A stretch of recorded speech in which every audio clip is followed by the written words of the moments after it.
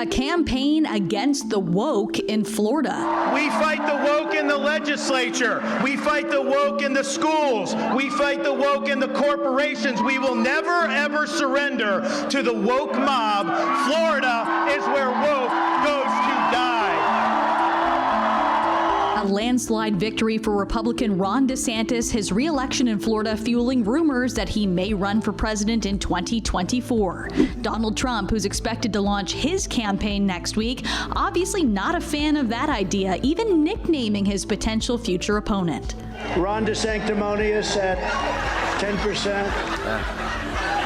Ron DeSanctimonious. Trump doesn't know what that means. He thought he was casting a Harry Potter spell on him. He's like, Ron Expecto DeSanctimonious. But it wasn't the red wave Republicans were hoping for. We went in expecting a big night for Republicans, given the unpopularity of Biden, the fact that in midterm elections, the out party tends to do well.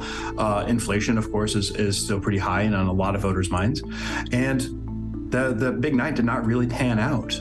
Republicans, especially Trump-backed Republicans, struggled in the ballot. I think if they win, I should get all the credit, and if they lose, I should not be blamed at all. Democrats earning a much-needed opportunity in hopes of maintaining Senate control with one critical win in Pennsylvania. Every county, every vote. Every county, every vote. Democrat John Fetterman beating Republican Senate candidate TV Dr. Mehmet Oz. As a heart surgeon, I spend my life focused on big problems. In my case, broken hearts.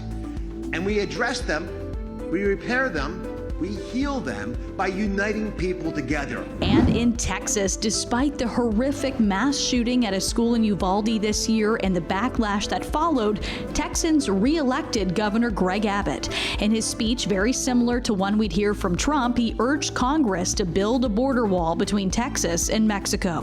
They must reinstate the Remain in Mexico policy and go back to building our border wall. And it's still a tight battle in some states where the outcome is still unknown, like in Georgia. I'm like Ricky Bobby.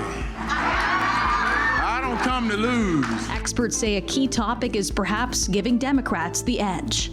I think you can't overstate the impact of abortion. I think that's the first thing for the Democrats, is that the voters really are animated by those issues that they deeply feel. It could be days before we know the final outcome. Right now, it's neck and neck for control of the Senate and leaning red for the House, but the results enough to silence President Joe Biden's critics.